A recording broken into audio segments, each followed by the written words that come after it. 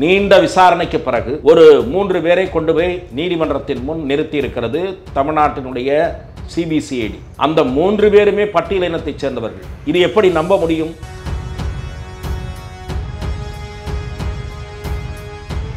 காவல்துறை கண் துடைப்பு வேலையில் ஈடுபடுகிறது. எப்படியாவது ஏதாவது செய்து இந்த கேஸை முடித்துவிடு என்று அரசாங்கம் கூறியிருக்கிறதா என்று தெரியவில்லை. அதாவது இந்த வழக்கை திருப்பதற்காக தான் அதே சமூகத்தினர்னு சொல்லி திசை திருப்புறாங்களா சார் என்ற சந்தேகம் வருவதற்கு நிறையவே காரணம் இருக்கிறது. ஏனென்றால் அந்த ஊரில் இருக்கிற யாரையோ காப்பாற்றுகிற முயற்சி நடந்தது என்று வெவ்வேறு கட்சியினர் ஏற்கனவே குற்றம் சாட்டி இருக்கிறார்கள். இவர்கள் உண்மையான குற்றவாளிகள் என்று நம்புவதற்கு இடம் இல்லை. ஆகவே தமிழக போலீஸ் விசாரணை இவ்வளவு காலம் இழுத்திருக்கிற காரணத்தால் தமிழக போலீஸ் நேர்மையாக நடந்து கொள்கிறதா? சொல்லப்போனால் விடுதலை சிறுத்தைகள் கட்சியும் இதை ஏற்க முடியாது, போராட்டம் நடத்துவோம் என்று கூறியிருப்பதை நான் முழுமையாக வரவேற்கிறேன். கட்சி ஆரம்பித்த உடனே சிஎம் ஆகணும், முதலமைச்சர் ஆகணும் கனவுலேயே வராங்க. அதெல்லாம் என்றைக்குமே நடக்காது.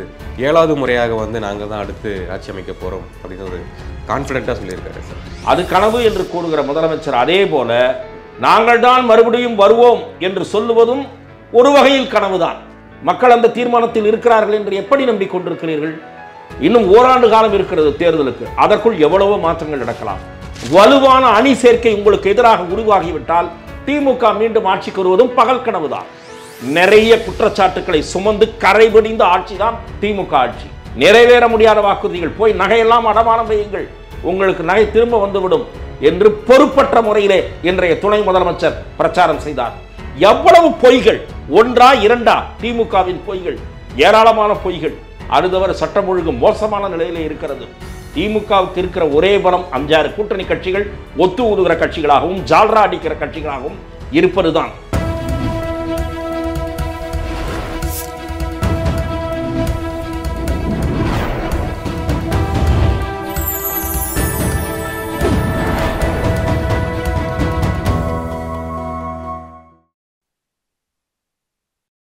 சேனல் 5 தமிழ் நேயர்களுக்கு வணக்கம். இன்றைய நேர்காணலை நம்முடன் இணைந்திருப்பவர் மூத்த பத்திரிகையாளர் திரு துக்ளக் ரமேஷ் அவர்கள். வணக்கம் சார். வணக்கம் சார். ஒரு பரபரப்பான சூழ்நிலைன்னு தான் சொல்லணும். ஏன்னா அந்த வேங்கை வயல் இந்த சம்பவம் நடந்து ஒரு 2.5 ஆண்டுகள் முடிஞ்சது. 2022 ஆரம்பிச்சது.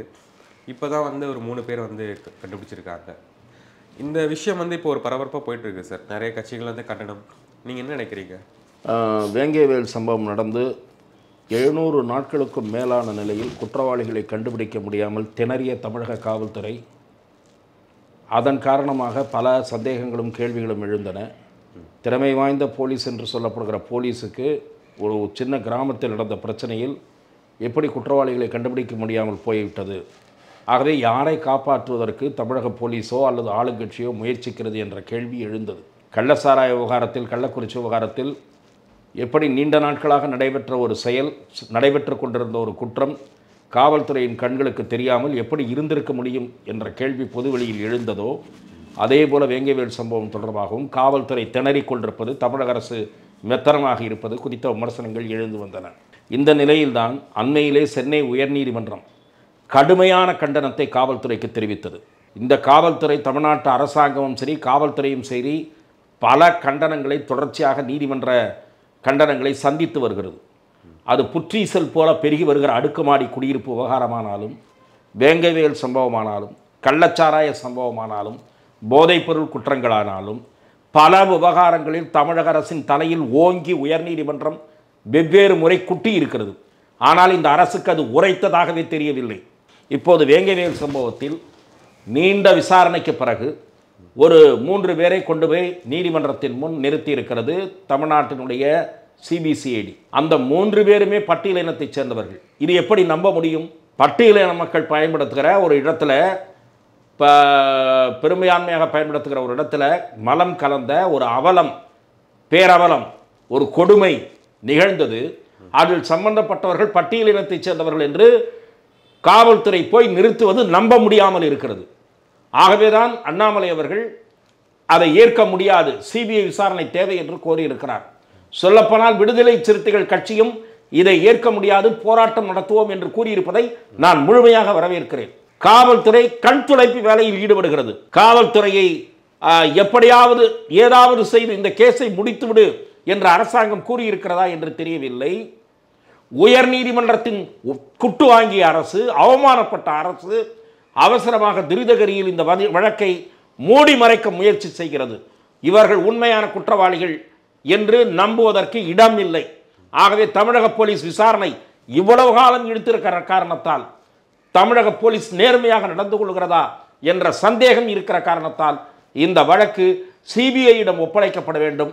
அப்போதுதான் முழு உண்மை வெளிவரும், நியாயம் கிடைக்கும், உண்மை பிறக்கும் என்ற கருத்தை நான் வைக்க விரும்புகிறேன். அதாவது இந்த வழக்கை திருப்பறதுக்காக தான் அதே சமூகத்தினர்னு சொல்லி திசை திருப்புறாங்களா சார் என்ற சந்தேகம் வருவதற்கு நிறையவே காரணம் இருக்கிறது. ஏனென்றால் அவ்வளவு காலத்தை கடத்தி இருக்கிறது போலீஸ். இந்த போலீஸுக்கு அந்த வழக்கை மிக விரைவாக கண்டுபிடிப்பதற்கு என்ன தாமதம், ஏன் முடியவில்லை? தமிழக போலீஸ் திணறியது ஏன்? அந்த கேள்வி விஸ்வரூபம் எடுத்திருக்கிறது. அந்த ஊரில் இருக்கிற யாரையோ காப்பாற்றுகிற முயற்சி நடந்தது என்று வெவ்வேறு கட்சியினர் ஏற்கனவே குற்றம் சாட்டி இருக்கிறார்கள். ஆகவே இது உண்மை என்று ஏற்றுக்கொள்ள இயலாது. சிபிஐ விசாரணை வேண்டும். சமீபத்தில் பேசிய முதலமைச்சர் அவர்கள் வந்து சொல்லியிருந்தாரு, கட்சி ஆரம்பித்த உடனே வந்து சிஎம் ஆகணும், முதலமைச்சர் ஆகணும்னு கனவுலேயே வராங்க, அதெல்லாம் என்றைக்குமே நடக்காது, 7வது முறையாக வந்து நாங்கள் தான் அடுத்து ஆட்சி அமைக்க போகிறோம் அப்படின்னு ஒரு கான்ஃபிடென்ட்டாக சொல்லியிருக்காரு சார். கட்சி ஆரம்பிக்க வேண்டும், ஆரம்பிக்கிறவர்களெல்லாம் முதலமைச்சராக வேண்டும் என்று கனவு காணுகிறார்கள் என்று முதலமைச்சர் கூறியிருக்கிறார். நான் அதை ஒரு அரசியல் விமர்சனமாக ஏற்றுக்கொள்கிறேன். ஆரம்பித்தவுடன் யாரும் முதலமைச்சர் ஆகிவிட முடியாது. மிக பெருவாரியான மக்கள் அந்த கட்சியால் ஈர்க்கப்பட்டு, அந்த தலைவரால் ஈர்க்கப்பட்டு, அதன் கொள்கைகளால் ஈர்க்கப்பட்டு ஆதரவளித்தால் நடக்கலாம். அதே போல அது கனவு என்று கூறுகிற முதலமைச்சர் அதே போல நாங்கள் தான் மறுபடியும் வருவோம் என்று சொல்லுவதும் ஒரு வகையில் கனவுதான். மக்கள் அந்த தீர்மானத்தில் இருக்கிறார்கள் என்று எப்படி நம்பிக்கொண்டிருக்கிறீர்கள்? இன்னும் ஓராண்டு காலம் இருக்கிறது தேர்தலுக்கு. அதற்குள் எவ்வளவோ மாற்றங்கள் நடக்கலாம். வலுவான அணி சேர்க்கை உங்களுக்கு எதிராக உருவாகிவிட்டால் திமுக மீண்டும் ஆட்சிக்கு வருவதும் பகல் கனவுதான். ஆகவே உங்களுக்கு எதிராக இன்றைக்கு எதிர்க்கட்சிகள் ஒன்றுபடவில்லை என்பதுதான் திமுகவுக்கு இருக்கிற ஒரே ஆறுதல். இந்த ஆட்சியின் மீது எந்த நற்பெயர், பெரிய புகழ் அதெல்லாம் கிடையவே கிடையாது. நிறைய குற்றச்சாட்டுக்களை சுமந்து கரைபடிந்த ஆட்சி தான் திமுக ஆட்சி. திமுக ஆட்சி மீது ஏராளமான குறைகள் இருக்கின்றன. மக்களை போலியான வாக்குறுதிகள் கொடுத்து ஏமாற்றி ஆட்சிக்கு வந்தது என்பது முதல் குற்றச்சாட்டு. நிறைவேற முடியாத வாக்குறுதிகள், போய் நகையெல்லாம் அடமானம் வையுங்கள், உங்களுக்கு நகை திரும்ப வந்துவிடும் என்று பொறுப்பற்ற முறையிலே இன்றைய துணை முதலமைச்சர் பிரச்சாரம் செய்தார். அதே போல நீட் தேர்வை ரத்து செய்ய எடப்பாடி பழனிசாமி அவர்களால் முடியவில்லை. ஏனென்றால் அவர்களுக்கு அந்த வழி தெரியவில்லை. அந்த ரகசியம் எனக்கு மட்டும்தான் தெரியும் என்று சொன்னார். என்ன ரகசியம்? கடைசி வரை தெரியவில்லை. கையாலாகத்தனத்தை முதலமைச்சர் சட்டசபையில் வெளிப்படுத்தினார். இது மத்திய அரசு செய்ய வேண்டிய காரியம், எங்களால் முடியாது என்று இப்போது சொன்னார். ஏன் அப்போது பொய் சொல்லி மக்களை ஏமாற்றினீர்கள் என்று நான் கேட்கிறேன். இப்படி வரிசையாக பல பொய்கள். மாணவர்களின் கல்வி கடன் ரத்து, அரசு ஊழியர்களுக்கு பழைய பென்ஷன் திட்டம், போக்குவரத்து மின்சாரம் மாதம் மாதம் மீட்டர் எடுக்கும் முறை, எவ்வளவு பொய்கள்! ஒன்றா இரண்டா? திமுகவின் பொய்கள் ஏராளமான பொய்கள். அதுதவிர சட்டம் ஒழுங்கு மோசமான நிலையிலே இருக்கிறது. ஆளுங்கட்சியினுடைய உள்ளாட்சி பிரதிநிதிகள் ஆங்காங்கே கான்ட்ராக்டுகளிலும் மற்ற விவகாரங்களிலும் குவித்துக் கொண்டிருக்கிறார்கள். ஆளுங்கட்சி மீது மோசமான கரை இருக்கிறது. திமுகவுக்கு இருக்கிற ஒரே பலம் 5-6 கூட்டணி கட்சிகள் ஒத்து ஊதுகிற கட்சிகளாகவும் ஜால்ரா அடிக்கிற கட்சிகளாகவும் இருப்பதுதான். எதிர்க்கட்சிகள் சிதறுண்டு கிடக்கின்றன. எதிர்க்கட்சிகளிலே ஒரு 4-5 கட்சிகள் ஒன்று சேர்ந்து விட்டால் திமுக அரசு வீட்டுக்கு போக வேண்டிய நாள் நெருங்கும். ஆகவே புதிதாக கட்சி தொடங்குபவர் கனவு என்று சொன்னால் முதலமைச்சர் காண்பதும் கனவுதான். சார், நீங்கள் சொன்னீங்க தேர்தல் வாக்குறுதிகள்லாம் நிறைவேற்றலை அப்படின்ட்டு. அவங்க வந்து 535 வாக்குறுதிகளில் 305 வாக்குறுதிகள் நாங்கள் செஞ்சுருக்கோம், எடப்பாடி அவர்கள் என்ன செஞ்சார் அப்படின்னு சிஎம் கேள்வி எழுப்புறாரு. எந்த விதமான நிதிச்சுமையும் இல்லாத வாக்குறுதிகள் ஏராளமானவை. அவற்றுள் நிதிச்சுமையுடன் கூடிய வாக்குறுதிகள் 2-3 தான். 1000 ரூபாய் பெண்களுக்கு கொடுப்பது, பஸ்ஸு யாருன்னா லேடிஸ் ஃப்ரீயாக போகலாம். அதில் வந்து பார்த்தீங்கன்னா அரசாங்க ஊழியர்களும் ஃப்ரீயாக போகலாம், வங்கி ஊழியர்களும் ஃப்ரீயாக போகலாம். இது மாதிரி ஒரு சிந்தனை தெளிவில்லாமல் ஒரு திட்டத்தை அறிவித்தலே திமுக ஆட்சி தான்.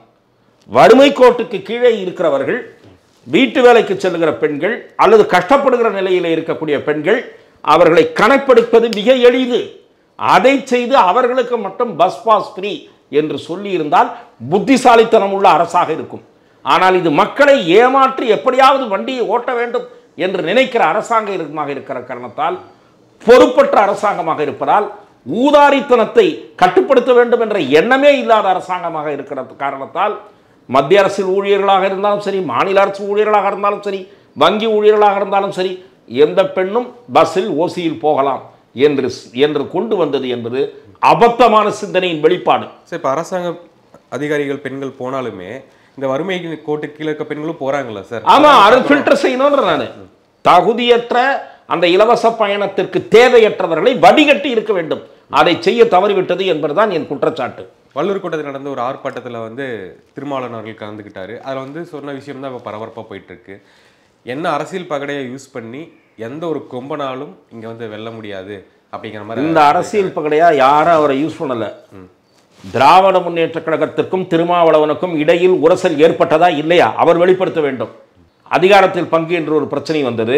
அதே போல நேற்று வந்தவரெல்லாம் துணை முதலமைச்சராகலாம், திருமாவளவன் ஆகக்கூடாதா என்று உங்கள் கட்சியில் இருந்த இவர் பேசினார். மார்ட்டின் அவர்களுடைய மருமகன் ஆரவ் அர்ஜுனா பேசினார்.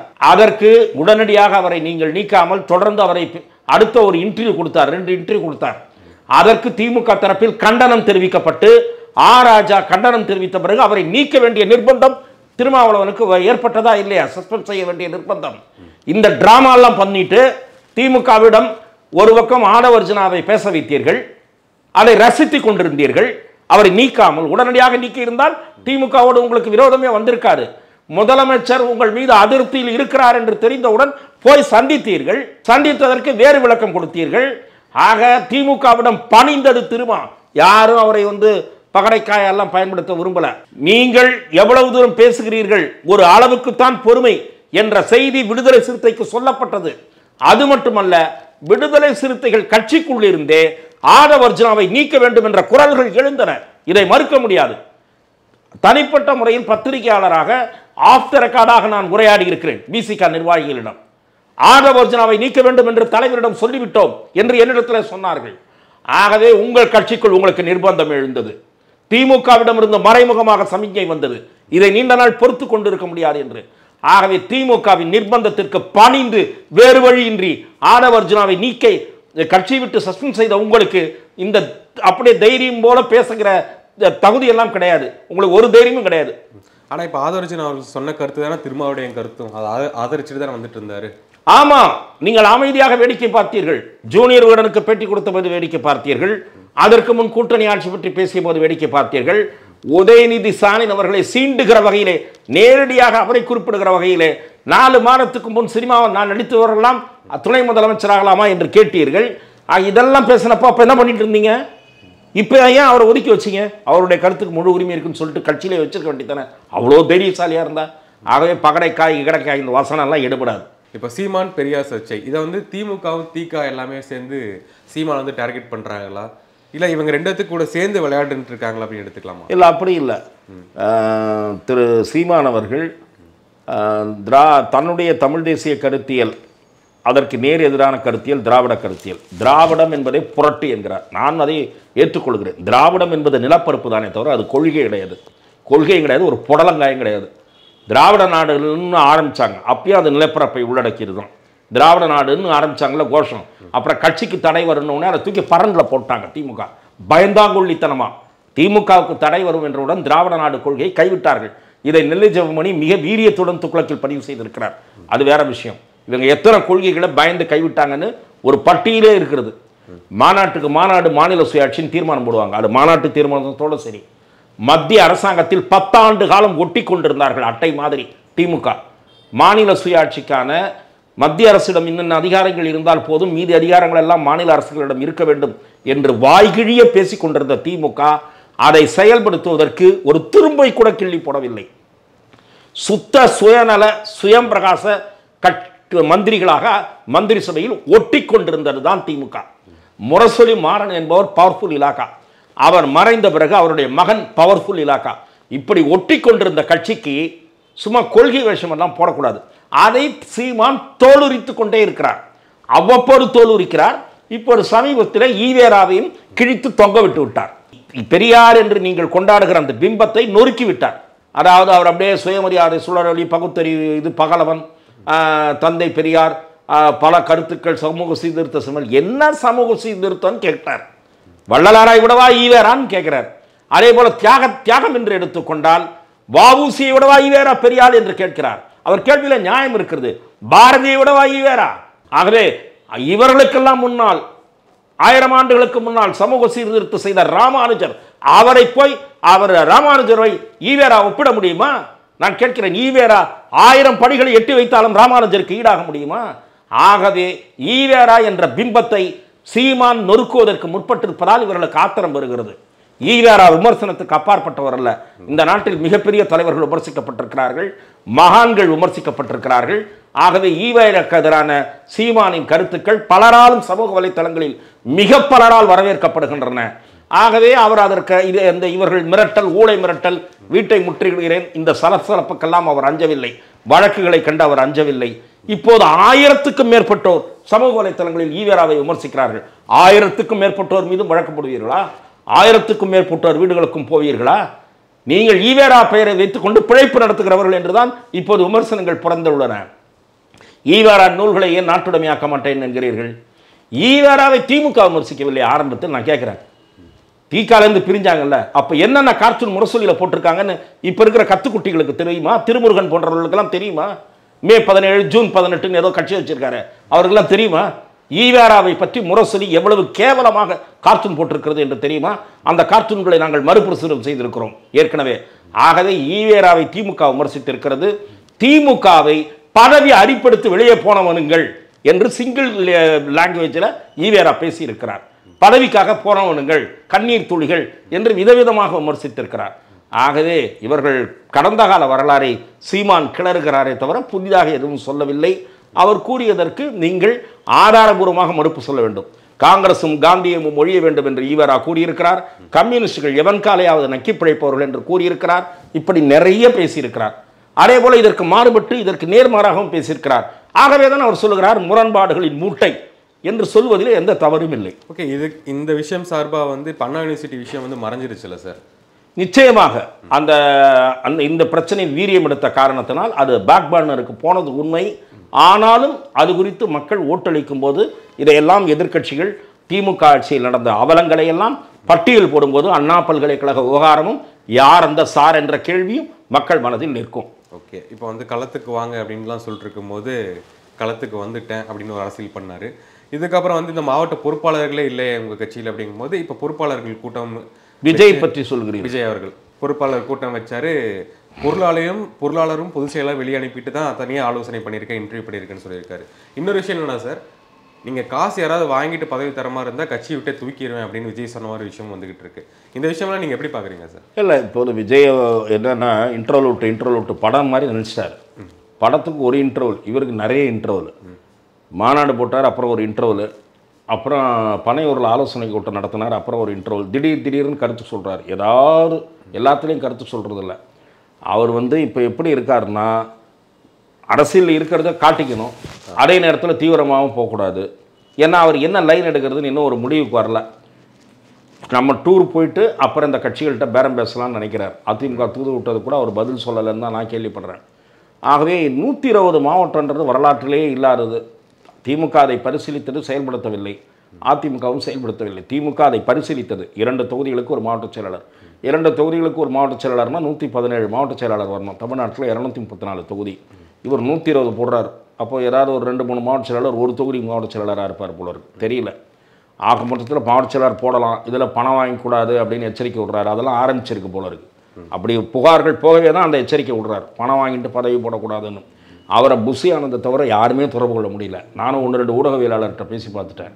சார் மெசேஜ் மேலே மெசேஜ் போடுறோம், ஒன்றும் பதில் சொல்ல மாட்டேன்றாங்க. விஜய் தொடர்பு கொள்ள முடியல. தொடர்பு கொள்ள முடியாத தொடர்பு எல்லைக்கு அப்பால் தான் அவர் இருக்கார்.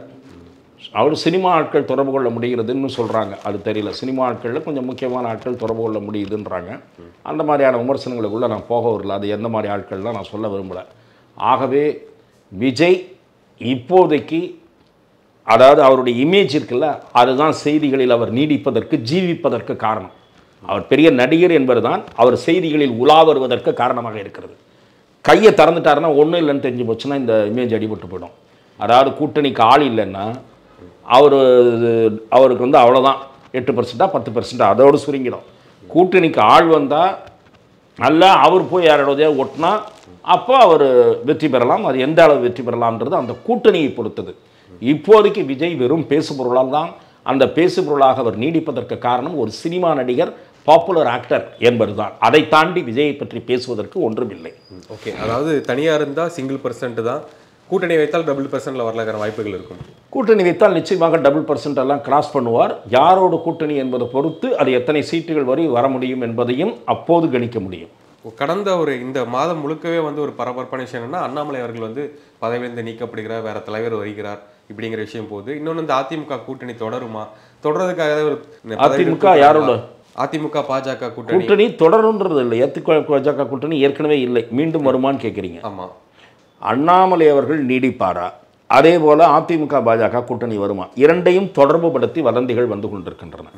அவர் நீடிக்க மாட்டார், அவரை மாற்றிட்டு பிஜேபி ஏடிஎம்கேக்கு சூட்டாகக்கூடிய ஒரு ஆளாக போடுவாங்க மேலிடம் அப்படின்னு திட்டமிட்டு வதந்திகள் விதைக்கப்படுகின்றன என்று நான் கருதுகிறேன். என்னை பொறுத்தவரை, நான் விசாரித்தவரை, பாரதிய ஜனதா கட்சியினுடைய தமிழக முக்கியஸ்தர்கள் அதே போல் அகில இந்திய தலைமையோடு தொடர்பில் இருக்கக்கூடிய 1-2 பேரை நான் கேட்டவரை, கடந்த 3 ஆண்டுகளாக தமிழக பாரதிய ஜனதாவை வளர்ப்பதில், தமிழக பாஜகவை தமிழக அரசியலில் மையப்பொருளாக கொண்டு வருவதில் அண்ணாமலை அவர்கள் குறிப்பிடத்தக்க பங்களிப்பை செலுத்தியிருக்கிற காரணத்தால் பாஜக மேலிடம் அவரே தொடர்ந்து நீடிக்கட்டும் என்ற முடிவுக்குத்தான் வந்திருக்கிறது. அதை வெகு விரைவில் அறிவிப்பார்கள் என்று சொல்லப்படுகிறது.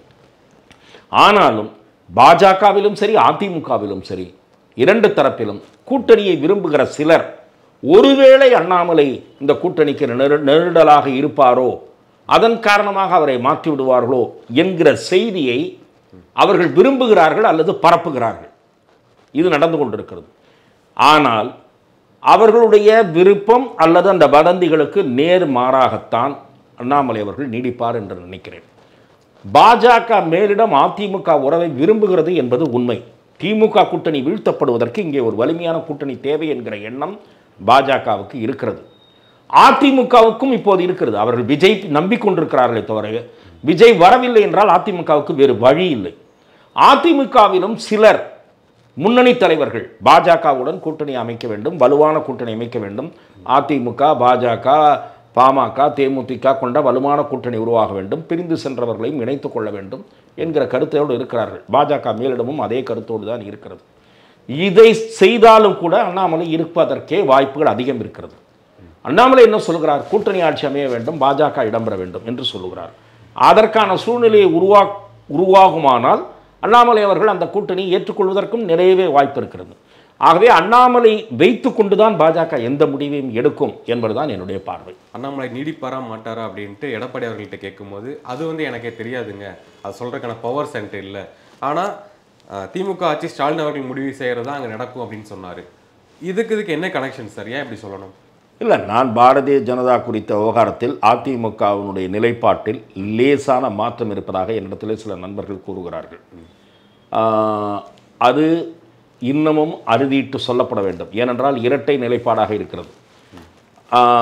அண்ணாமலை அவர்களுடைய மாற்றம் குறித்து இன்னொரு கட்சி பேச முடியாது.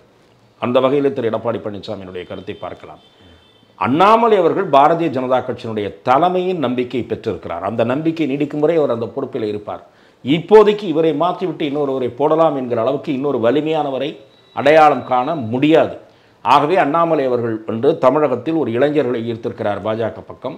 அவர் நீடிப்பதற்கான வாய்ப்புகள் தான் அதிகம் என்று நான் பார்க்கிறேன். தொடர்ந்து பேசும் நேர்காணலுக்கு மிக்க நன்றி. வாய்ப்புக்கு நன்றி.